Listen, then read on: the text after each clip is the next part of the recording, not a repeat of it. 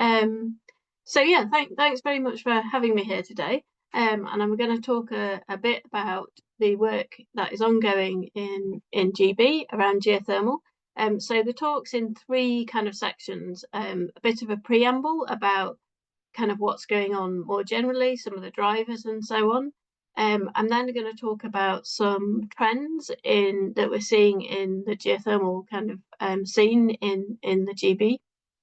And then I'm going to talk about, finally, the work that BGS has been doing around data and information and making that more publicly accessible and available in GB.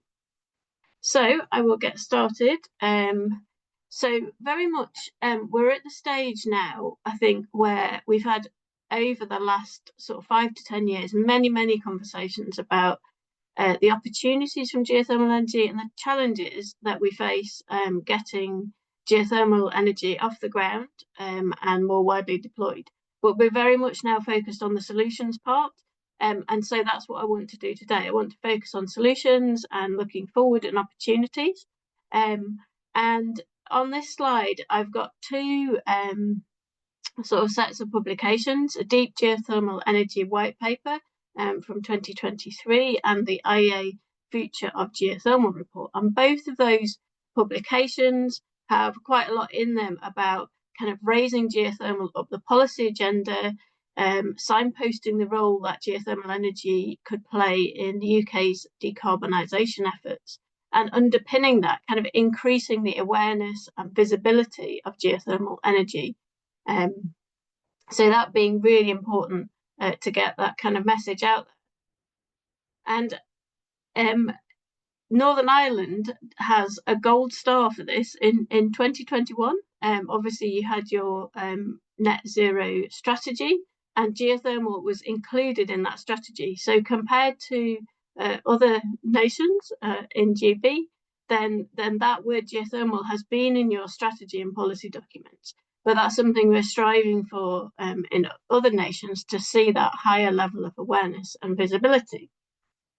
And the way that I want to focus on doing that, the way that the Geological Survey has been involved, particularly in that just in the last kind of year to 2 years, is around improving access to data, quality and accessibility, creating open data repositories and so on, and creating a data platform funded by the UK government, DESNA's department.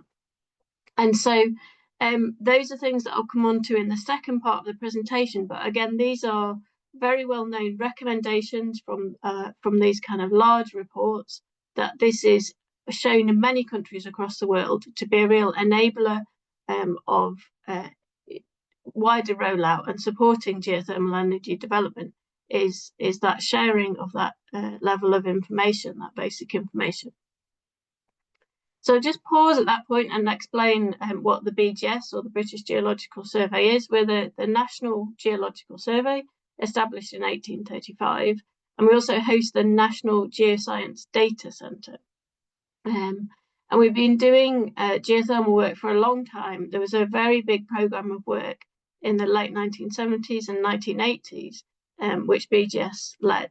And some of that data I'll be talking about later in the presentation, and the reports from that. So I shall just move on.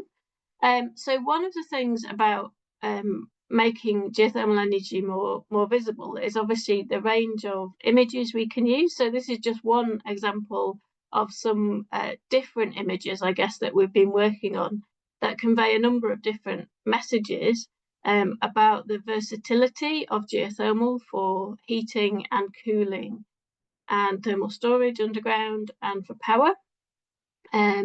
So very much focusing on the different uses of geothermal and looking at the widespread use and applicability of the technologies. So on this image, you can see that geothermal energy can be used for all sorts of things that help in heat decarbonisation and also clean power. So things like heat networks, agricultural greenhouses, low temperature for industry, things like heating swimming pools, People are very interested globally in using geothermal power for data centres currently, and then a range of uses for heating and cooling buildings, large buildings, hospitals, and so on. One of the strengths of geothermal energy is its versatility, that it's not a single technology, but many different technologies where we use the subsurface for heat and power.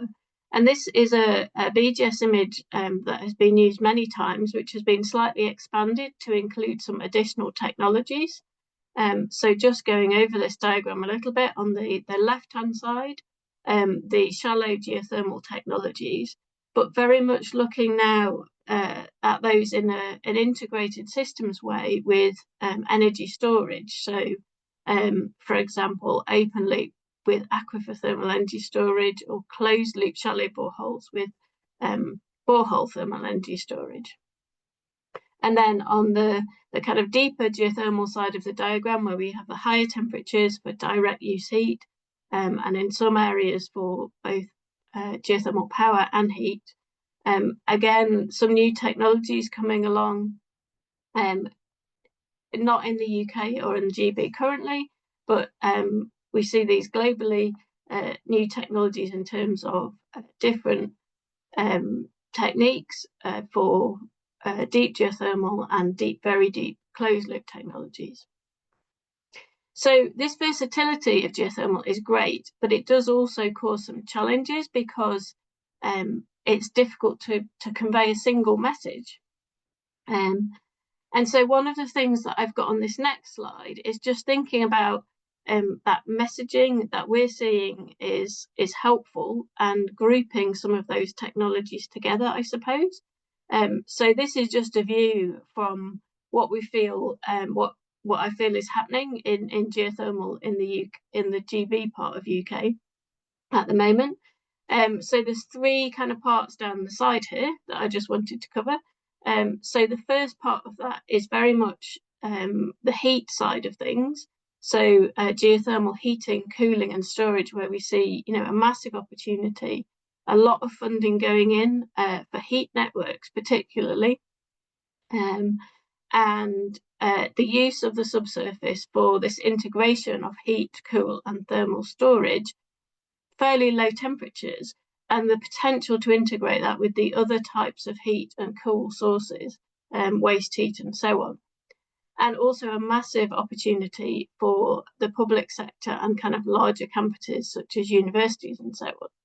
So on the right-hand side of this slide, you can see an example here of the public sector decarbonisation scheme, which is a major grant funding route in GB. And you can see the kinds of numbers that are available in that scheme. And in a recent round that came out just last week, I think, or the week before, there have been a number of ground source heat pump projects, a mine water energy project, and some deeper geothermal projects funded within that scheme. So that heat side of things, integrated heat energy systems, is a kind of emerging area where we see geothermal really taking off and being implemented on the GB side. Further down the slide, another grouping and sort of trend that we see is very much the deep geothermal opportunities around geothermal power and then cascading heat uses from that, where reduced drilling costs and developing reservoir independent technologies, so things that aren't so dependent on the geology, are taking real steps forward. And in southwest England and in the northeast of England, and potentially in the northeast of Scotland, the opportunities for co-production of critical minerals is a real trend that has potential to change the economics of the deep geothermal process. And so that's a kind of an area to look at. And then final example I've got on here of those kind of uses and trends we're seeing in geothermal around the kind of growth, the government's growth agenda generally, around sort of distributed energy, so things like agriculture, tourism, low temperature industrial processes, and potentially government new towns as well. And there, the example on the right hand side, I mean, there are new geothermal projects coming online in the Netherlands and other countries that have similar geology to the GB geology, and so it's economically feasible for them to do that, to heat large greenhouses and so on. So that's some of the kind of general trends and opportunities. And one of the really positive things that we've seen in recent weeks, and it's definitely worth mentioning in a talk like this, because whilst it might seem like a really small thing, was Ed Miliband actually saying geothermal, along with other renewable energy technologies, during a major speech at an international conference. It's a big thing that it is come to the notice at that level of government that geothermal is something to put on the policy agenda, and so that's a real positive thing again that's happened recently. So I guess that's the end of the section I've got on sort of general trends and opportunities that we're seeing in the GB side, and now I'm going to move into slightly more detail on those trends in geothermal projects in Great Britain, and particularly kind of on the theme of improving the visibility of geothermal happening by demonstration.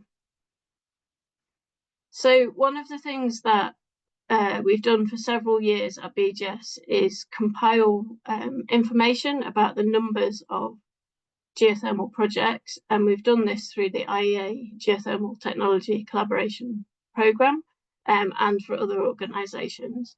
And so this slide brings together quite a lot of that work, and also some new work that we've been doing, trying to compile information on larger scale ground source heat pump projects across GB, which are actually very difficult to find the data for, to catalogue and constrain.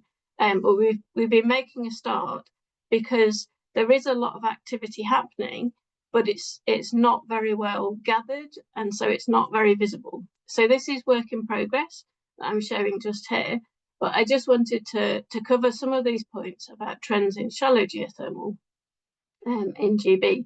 So first of all, if we look on the right hand side of this slide, this is a map from 2022 where the smaller scale ground source heat pump projects, some data was kindly supplied from the MCS, who register small scale, so less than 50 kilowatts thermal equivalent ground source heat pump systems. And you can see, even for, on this map, the small scale ground source heat pump systems were installed across the whole of GB.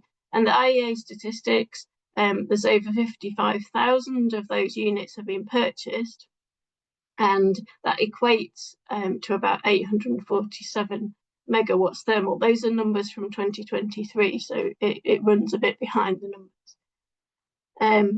But again, things are happening.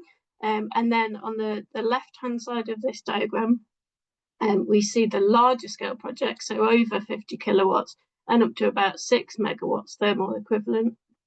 And these are the larger projects. The different dots represent operational schemes where they've got kind of got a solid outline and a big bold colour, and then sort of smaller symbols with less bold outlines tend to be projects that are either in sort of pre-feasibility stages or classed as sort of abandoned and stalled. And the different colours, the yellow ones are open loop aquifer type systems, including some compiled for ATES systems. The purple ones are closed loop systems that have been documented in various places, and an example of a borehole thermal energy storage project up in Glasgow.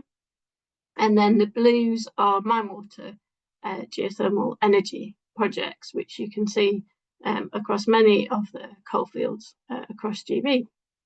And so really the map, which has come from various different sources, it just shows again that there is a lot happening. There are many more projects than this that we haven't yet been able to document, that we're trying to gain support to do that. There's a lot happening. There's a lot of geothermal opportunity there. There's a lot of already installed capacity, really demonstrating that these technologies are proved. They are working for people in terms of their techno-economics and so on. I've got just two examples picked somewhat at random of those types of systems. So on the left, an example of a large-scale ground source heat pump system installed in Essex to heat these tower blocks. It was a retrofit. So you can see the kind of scale of a closed loop borehole array. This one is documented as having 109 boreholes to heat 273 flats. And on the right hand side, example of the Gateshead mine water geothermal heat that feeds into a heat network in Gateshead. And you can see on this image all the different buildings that are served by the heat network, and there are also hundreds of houses and so on, I think, heated by that, which is up to 6 megawatts in capacity at full load. So those are the examples of the types of heat decarbonisation activities that can be undertaken with some of the shallow technologies. And then just moving briefly onto the trends in deeper geothermal technologies. So again, a map of the GB and Northern Ireland, so actually a map of the UK, with some of the deeper geothermal projects on. And again, similar to the previous map, the symbols where there's a kind of bolder symbol, that's where there's either exploration activities ongoing in the kind of yellowy orange colour for hot sedimentary aquifer projects, or there've been pre-feasibility studies where the symbol's a little bit kind of smaller and less bold. And then in red, deep geothermal power and heat projects that are into granites, so EGS type systems. You can see the concentration of those that have been either under exploration, have developed through to kind of production down in Cornwall. And those also exist up in the northeast of England, in the North Pennines, and also in the Cairngorms and in northeast Scotland, where those granites exist. So there's equally a lot going on and things happening in deep geothermal projects that are, I guess, real potential for heating large numbers of buildings, as we see in cities such as Paris, where there's a huge amount of installed geothermal capacity that's been operational for tens of years, and new projects that are happening. So the city of Vienna at the moment is undergoing a drilling campaign, an exploration campaign to develop city-scale geothermal heating. And just two examples of that deep geothermal activity in GB. So an example from United Downs from Cornwall, where this is a picture of the construction of the power plant that is due to come into operation in 2025. So that'll be the first geothermal power that's happening in GB. And then on the right-hand side of this, the recent announcement of a large amount of money going to £35 million going to York University for a deep geothermal project as well. So those things happening.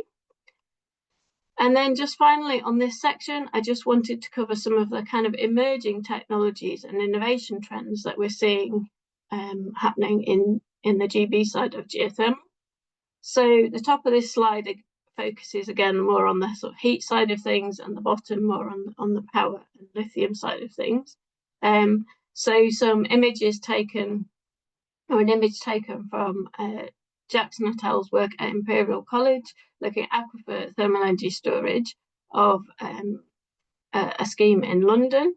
And these are some of the areas of innovation we're really seeing, where there's a lot more emphasis placed on the integrated energy systems. And together with innovations in heat pumps, to have higher temperatures and more industrial scale, and accessing maybe deeper. So traditionally, shallow schemes might have gone down to 200, 300 meters, but looking more deeply down to get slightly higher temperatures, down to sort of 500 meters to 1.5 kilometers. That together, those innovations might really revolutionize some of the possibilities for heat decarbonisation and storage in parts of GB, and feeding into lower temperature heat networks than maybe the kind of 80 to 85 degree heat networks that we have today, but maybe 50 degree heat networks would be much more easy to integrate geothermal systems into without the need for large amounts of heat pumps. And then at the bottom of this slide, some of the innovations just to cover on deep geothermal, I've kind of already mentioned, but looking at the reduction in drilling costs and looking at reservoir independent deep geothermal technologies, so advanced geothermal systems and enhanced geothermal systems, and really that co-production of critical minerals to change the economic case. Okay, so at this point, I'm going to move on to the kind of third part of the talk, where I'm going to cover the available and accessible geothermal data and information that we've been working on at the Geological Survey recently. So I'm going to start with a look at the needs of users for geothermal data and information. And you can see on this slide that in order to facilitate wider uptake of geothermal, we're looking at many different groups of people, from policymakers to people in local and regional government, regulation and so on of heat and power, and then obviously the people doing the development and people doing research on this to look at new techniques. And very simplistically and broadly, these groups have somewhat different needs, overlapping but different needs. So that we've looked at sort of non-specialists who maybe can include geothermal within heat decarbonisation, for example, who may be sitting in government, who are not specialists, geoscientists or geothermal researchers, but want to look at geothermal compared to other types of technology, and they tend to need more summary information. And then obviously people doing things on the ground and researchers need very detailed and raw data and information. So the slides that I'm going to go through cover a mixture of these things. The first things I'm going to cover are very much on the raw data end of things, and then we'll move on to the kind of more applied as we go through. So this is just a collection of examples of how this is being progressed. So the first example is looking at something we call the legacy geothermal catalogue. So based on the programme of work that was done in the 1970s and 80s, there was a huge amount of data and information collected. There were exploration boreholes drilled, for example, and there were many other boreholes and wells that had equilibrated temperature profiles taken. So back last year, we did a lot of work to get to the stage of releasing the first version of all that data, and that's available for people to use under the Open Government Licence, which means that it can be used for commercial purposes. So you can see the numbers on there. That was over 11,800 data points, and there were 743 sites. And what it comprises essentially are spreadsheets of temperature, of thermal conductivity that have been measured from rock samples, and heat flow. It is a legacy data set, and so it does have a number of caveats. And so I very much ask people if they can look at and use the data along with the user guide that explains what those limitations are. But at the same time, there was a lot of the legacy reports were released to be publicly available, You can see the kind of numbers on this slide. On the BGS publications viewer, I think there's around 65 of those original reports published, which contain a huge amount of measured data and information. On this slide, I'm not expecting you to take in or read the example of the spreadsheet that's at the top of this slide, but it's more just to look at the kinds of things that can be done with the legacy information in the geothermal catalogue. So, for example, looking at the temperature gradient in your particular area of interest to get the geothermal gradient and predict temperatures at the kind of depths that you might be interested in. We are currently working on a version 2 release that includes more data, which is legacy, and also some newer data sets. So I'm hoping that will be out probably in the early autumn of this year, various permissions pending. The other part I was just going to mention on data, which is kind of bringing us right up to date, is really sort of modern data that we make available as open data from the UK Geoenergy observatories. So these are underground facilities for geothermal energy research and innovation, one in Glasgow on mine water geothermal, one in Cheshire on aquifer thermal energy storage. And they're installed with a lot of monitoring capability. And the environmental baseline data is streamed via a sort of sensor, either API or an interface, which you can see here. So you can, if you're interested in those kind of detailed data sets, there's a whole range of groundwater data sets, ground gas data sets, and so on, from those observatories, which can be accessed via that route. Okay, at this point, I'm going to move now slightly more from the raw data onto a bit more interpretation of data. So just to summarise some of the work that's been going on in GB in the last couple of years. We've done some simple things, just such as released downloadable geological extents of some of the deep geothermal kind of areas that are on a lot of the maps. So those are available.